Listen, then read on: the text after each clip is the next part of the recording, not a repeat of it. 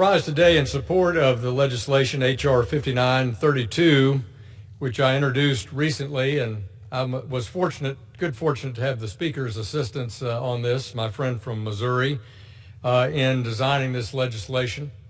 It's just but one issue that relates to a complex set of issues around China's access to the World Bank and China's engagement in the world as a creditor.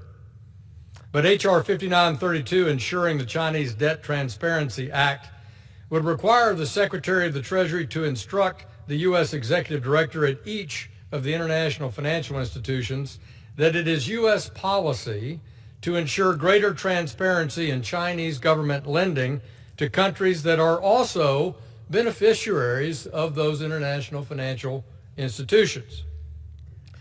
Specifically, this bill would require the Secretary to report annually to Congress on the progress in advancing this policy, and secondly, lending to foreign countries by entities owned or controlled by the Chinese government. As we know, the international financial institutions include the International Monetary Fund, the IMF, the World Bank, and the regional development banks. The IMF lends to foreign countries in order to resolve balance of payments crises, while the development banks finance projects with the long-term aim of alleviating poverty. With the growth of China's global presence, there is concern that the developing nations that borrow from Beijing will become overburdened, forcing them to be rescued by the IMF, or complicating the development bank's ability to properly underwrite loans for new projects. Specifically, the Belt and Road Initiative is of significant concern. The Chinese Belt and Road Initiative is a global development strategy adopted by the Chinese government in 2013.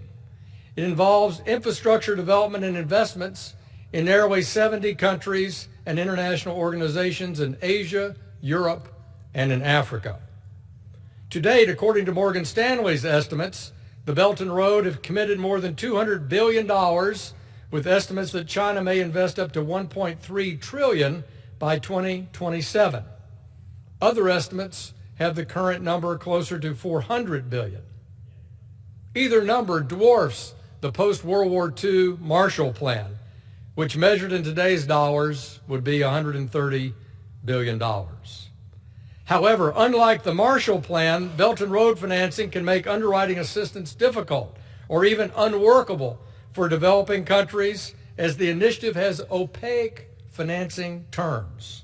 China simply doesn't report on this lending in any systematic way, and there's no evidence that China is adopting international transparency standards from the multilateral development banks, or engages in best practices to prevent debt traps, corruption, or poor construction outcomes.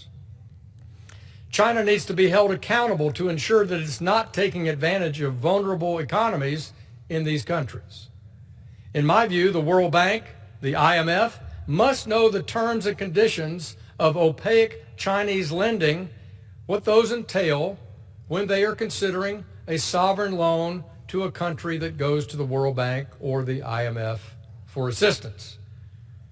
On a trip to the Republic of Congo back in 2017, I witnessed this firsthand when I saw the burdens and impact of Chinese lending on that oil-based economy.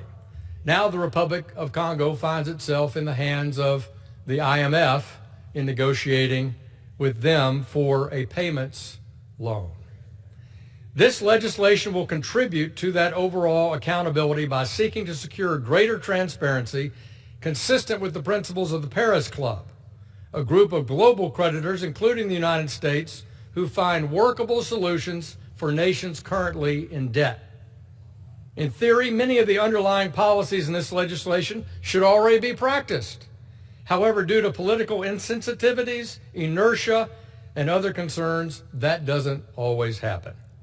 This legislation will underscore the United States leadership and help develop a global, multilateral effort to ensure more scrutiny for China. As China becomes a major creditor nation, it should be held to a high standard. Mr. Speaker, I yield back the balance of my time. Gentleman yields. I reserve the balance of my time. Gentleman reserves.